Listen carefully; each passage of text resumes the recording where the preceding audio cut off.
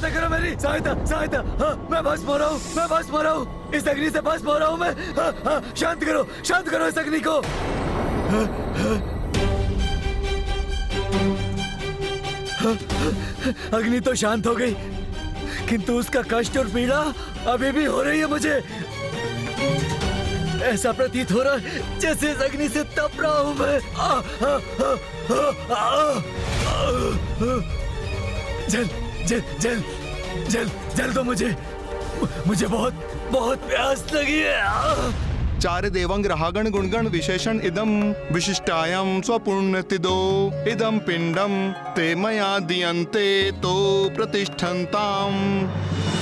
चलो उठो, तुम्हारा विलाप सुनने का व्यर्थ समय नहीं है हमारे पास। अभी हमें आगे बढ़ना है, नागेंद्र भवन पहुंचना है। 2 क्षण का तो अवकाश दे दो मुझे, तनिक विश्राम करने दो। तुम जैसे पापियों के लिए कोई विश्राम नहीं है। चलो आगे बढ़ो, नहीं तो तुम पे वार करके आगे चलने पे विवश करेंगे।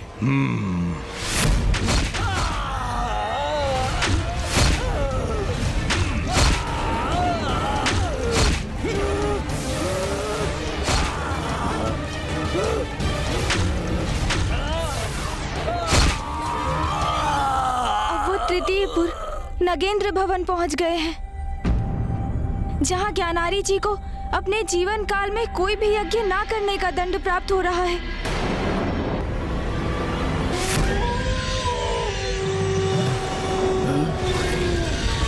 ये भेड़िए, ये कहाँ जाएंगे मुझे?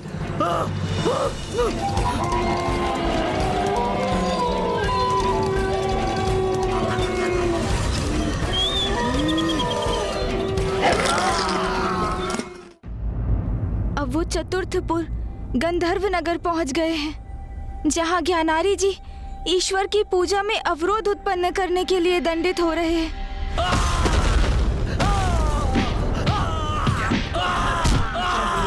अब वो पंचमपुर शैलागमपुर में है, जहां ज्ञान कर्म और धर्म के मार्ग से भटकने का परिणाम भुगत रहे हैं ज्ञानारी जी। नहीं, हार मत कीजिए, नहीं नहीं नहीं।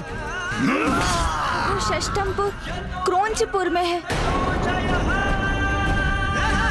जहां अपने ही पुत्र एवं अपने राज्य के अन्य बालकों को प्रताड़ित करने के दंड स्वरूप ज्ञानारी जी पर भीषण गदा प्रहार हो रहा है।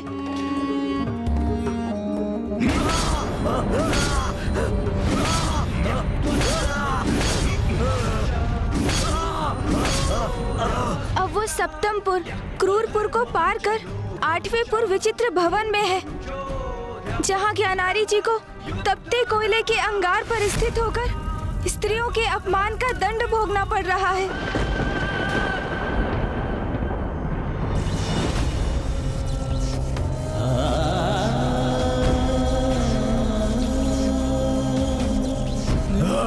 जल दो मुझे, भोजन दो मुझे।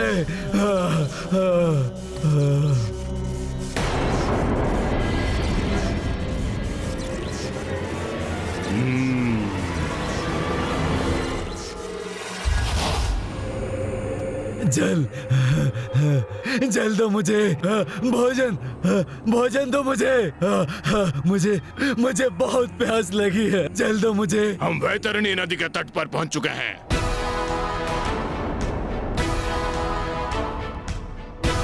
हमें इस नदी को पार करना है।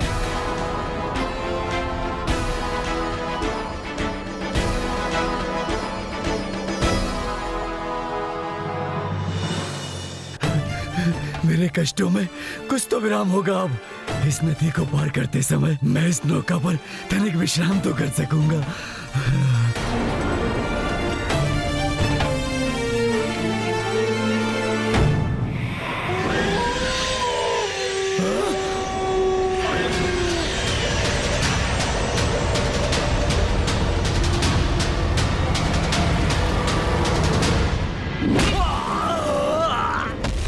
तुम इस नौका पर आरूढ़ नहीं कर सकते। उसके लिए तुम्हें अपने जीवन में कुछ पुण्य करने चाहिए थे।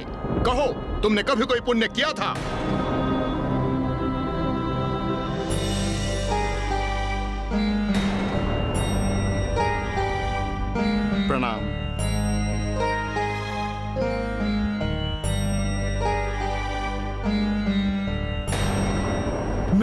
मेरे साथ ऐसा अन्याय क्यों? हाँ? इस ब्राह्मण को नौका में लेकर जा रहे हो, मुझे क्यों नहीं?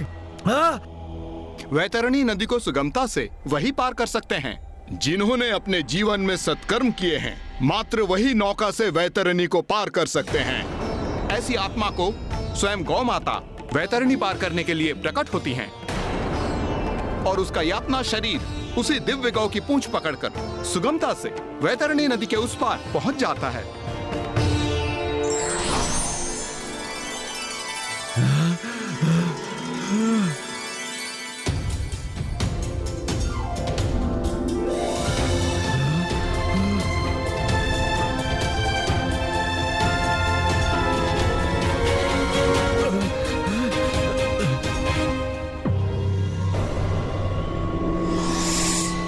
क्या तुमने अपनी जीवन में कभी सत्कर्म या गोदान का पुण्य कमाया है?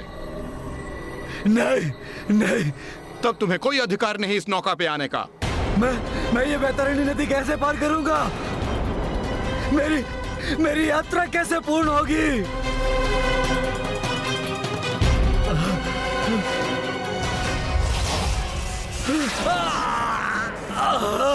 वैतरणी नदी तो तुम्हें पार करनी होगी, किंतु नौका पर नहीं। यह अच्छा संकेत नहीं है। किंतु क्यों ब्राह्मण देवता? क्योंकि अब यहाँ से वैतरणी नदी प्रारंभ हो गई और यह वैतरणी नदी तो मांस मदिरा का आहार करने वाले जीव जंतुओं से भरी पड़ी है। अपनी यात्रा को आगे बढ़ाने के लिए ज्ञानारी को वैतरणी नदी तो पार करनी ही होगी, किंतु इस प्रयास में उनकी यातना शरीर की यदि मृत्यु हो गई तो यमदूत उसे पुनः जीवित करके उनकी ये यात्रा पुनः प्रारंभ करेंगे। ज्ञानारी जी को बिना प्राण खोए एक ही प्रयास में वैतरणी नदी को पार करना होगा, अन्यथा यमदूत उन्हें बार बार जीवित करते रहेंगे और ज्ञानारी जी को आरंभ से पुनः अपनी यात्रा आरंभ करनी होगी। धन संपदा, माया और मोह सब पीछे छूट जाता है, साथ जाता है व्यक्ति का धर्म, कर्म और ईश्वर की सच्ची भक्ति।